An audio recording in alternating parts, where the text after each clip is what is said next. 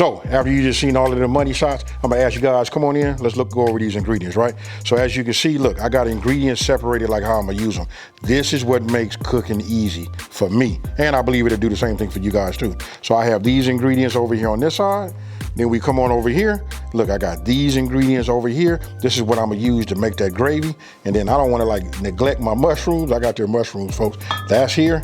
And then in the back, look, this is a real small bag, but look, this is just 1 pound, you know, that 80-20, you know, ground beef. Hey, with that being said, let me just say this. Don't forget, as always, the full ingredient list will be down in the description box below. Now, let's get it.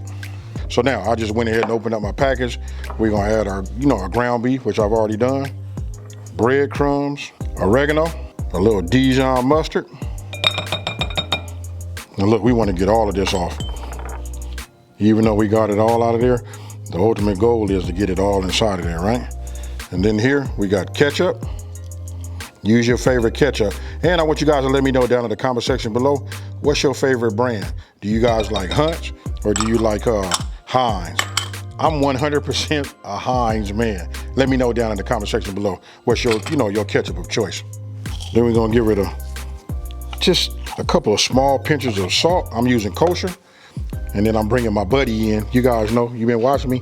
You know I'm a fan of that fresh cracked black pepper.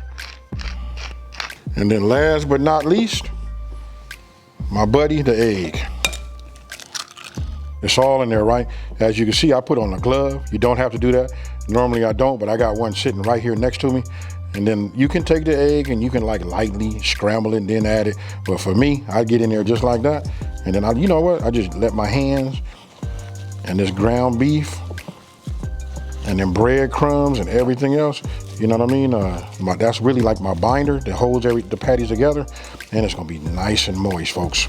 There we go, we all mixed up. Now I'm gonna bring this in here because look, we're gonna divide this up, and what we wanna do is you get 4 equal patties, right? So for me, I'm gonna just start off with just making my balls first, you know what I mean? So we'll just go like this, and then I can look at them and eyeball them and find out if they're the right size.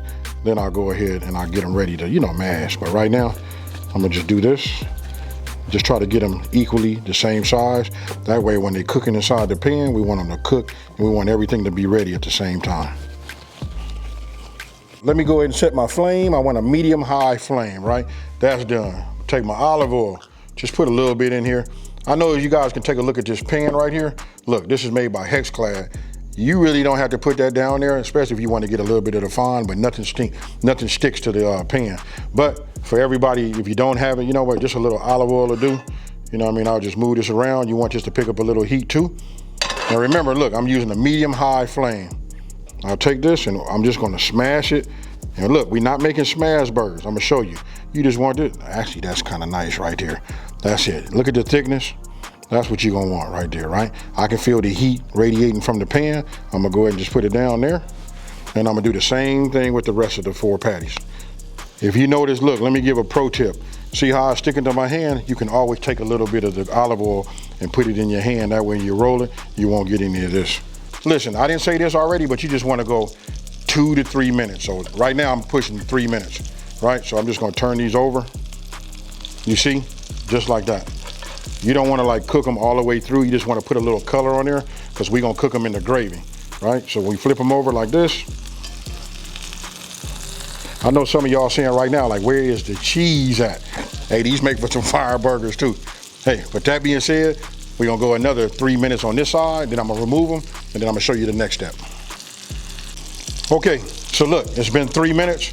I'm not even gonna look underneath the bottom. I'm just gonna take these, and what I did was I got a napkin right here just so we can absorb just a little bit of that grease that's gonna be on the bottom of it, right? I can tell you right now though, this smells incredible. You wanna talk about building flavor? This right here is the base to making a great gravy. Check this out. I start off on a medium low, right? So we're gonna go ahead, just add this because we wanna go ahead and let our butter, you know, melt. All of that right there is a whole lot of flavor. Now we're gonna introduce our flour, right? So you've been following me for a minute. I love to tell everybody, you add everything in increments, just like you see. We done cooked a lot of that flour out. That flour taste is gone. You know what I mean? Look at that right there, folks. You see that? That's what we want. And you can see some of the dark pieces. Look, that's that burger. I promise you, this is what makes this dish right here like so good and make every hamburger good. It's the dark. Now, we're gonna take our beef broth, right? Now let me go ahead, before I even add that, I wanna get a medium heat under here. We're coming off a medium low, now we running with the medium, right? We'll just let it build up some heat. Now we're not cooking no roux for no gumbo. I don't need this to be super dark, right? But you can see it got a little color to it because of the seasoning and everything. And then of course we're finna introduce some, beef broth and then that W sauce. I know you guys are gonna ask me down at the bottom, down in the comment section below, what is that W sauce? But now I'm gonna start introducing my beef broth. Just a little bit at a time, just like this. And then look, you see how it starts to thicken up real quick?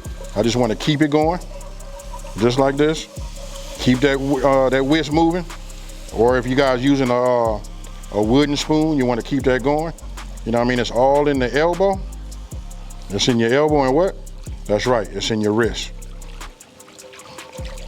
If you guys hadn't had a chance, I want you guys to look up at the top, click on one of them icons, and that'll show you how to make this gravy.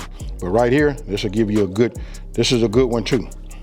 After you got everything incorporated after your beef broth, and you got a nice, smooth blend. Look, I'm not trying to let it thicken up right now, right? So now we got just a few more ingredients left. So I'm gonna go ahead and start with my ketchup, and I'm gonna just add this. And remember, I tell you guys having the right tool for the job, you saw I just hit that in there, and then look how clean that is.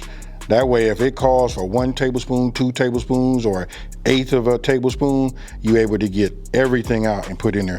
I know it, for the people that know how to cook, I know that sounds crazy that I'm saying that, but look, this is for everybody that don't know, It's just time to like level up our game, learn to cook right. Now for the W sauce, gotta add that. And I can tell you this right now, if you ain't got W sauce, you better get some real quick. Cause listen, it's that time of the year when I add W sauce to just about all of my dishes. All right, so now we use that whisk again, or if you guys are using that wooden spoon, that works too. And look at that right there. Now, I want you guys to let me know this. Even though, you guys, listen, I do appreciate you coming back. You guys leave comments, and I'm very, very grateful for that. But I want you guys to let me know, what do you think about the aromatic once you hit it with these last 3 ingredients right here? When you hit that in there, if that don't make you want to jump up and kick yourself in the back, I don't know what will, folks. And it's starting to thicken up just a little bit. Look, when you cook with the right heat and it's not too much, you got time to talk, film, and teach. Not for real. Hey, but look, you can just see it's all coming together, right? So, I'm liking this. Now we're getting ready to add our mushrooms. Okay, so now we're gonna go with the mushrooms, right? Let me just show you guys the mushrooms. These look like they're a little thick, right? If you can, get yourself some whole mushrooms and then cut them down to the thickness that you like. But for me, I like mushrooms, so really I can just take them like this and just start adding them. Just some of these, I'll just, break them down like that. And then some I like to keep to look like, mushrooms. Now, that's up to you guys how many mushrooms you put in here. I can put this whole thing in there because, again, I like that. You can see it's already starting to simmer. I'm gonna add a top to this. This is nice, and I like the thickness of my gravy right now. Needs to go just a little bit further, but I'm gonna say we're gonna let it stay like this before I add the patties for about 5 to 7 minutes. And after that, we add the patties. Once you get your tools, look, you see me doing right here, I'm checking this. This is not even hot like that. So I'm gonna go ahead, break it away from myself. I'm gonna go ahead and get my whisk. You can see it was on a nice simmer. And I'm loving this right here. Now, what you guys didn't see off camera, it had thickened up a little bit more than I would have liked it to, right? So what I did was, I just took some beef stock and I just added it to it and just let it continue. Now, I can leave this top off like this and let this cook. We'll take these, been keeping these nice and warm. We got this right here, this gravy that's calling for it. Now we just go ahead and introduce these, to it, just like that. This is real simple. It's big on flavor, and I promise you, your family will be asking you this for some more, probably the same week that you make this. Now, what you want to do is you want to go ahead and get yourself a spoon and just start spooning this over the top. Now, normally, I tell everybody, listen, if you're using non-stick, pots and pans, stuff like that, you don't want to use no metal utensils. But one of the things that drawn me to these hex-clad, pots and pans, is the fact that you can use metal. And listen, you can hear it. Nothing, listen, they guarantee, and I believe it. You know what I mean? All I can tell you is, if I can only ever use these for the rest of my life, so be it. Now, we're gonna let this continue to thicken up like this and cook, let these mushrooms get even softer. And we just wanna make sure these are coated. I'm gonna put the lid back on, and then what we're gonna do is we're gonna go for another, probably about 10 minutes. Then I'm gonna put these on the plate, and check this out, folks. I'm hungry as a wildebeest right now, and we finna eat. Okay, folks, so look, it's been 10 minutes. Actually, it's been about 12 minutes. I'm gonna go ahead and break this away from myself. You know what I mean? We're gonna let that steam out, take that fire off. If this don't have your mouth watering, I don't know what will, folks. When I tell you my mouth is watering, man, I'm not joking.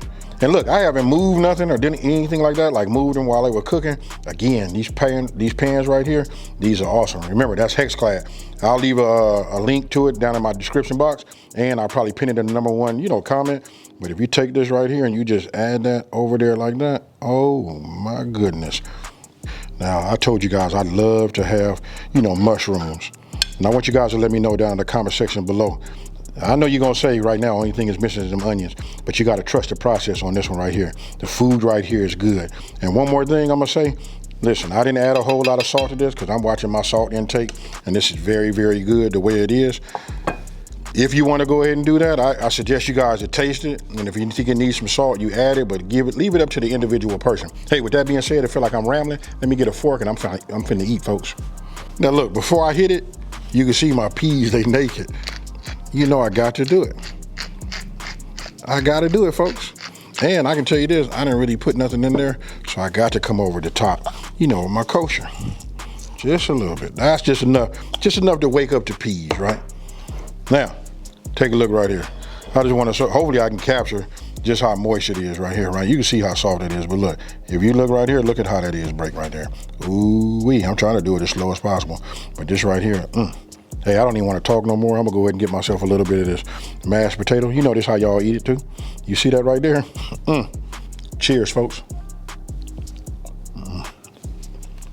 This right here is fire, folks. Some of you guys call this what? Hamburger steak, Salisbury steak. I don't call it what you want to call it. Hey, you guys can look right down here on this plate and you can see I've been getting it in, right?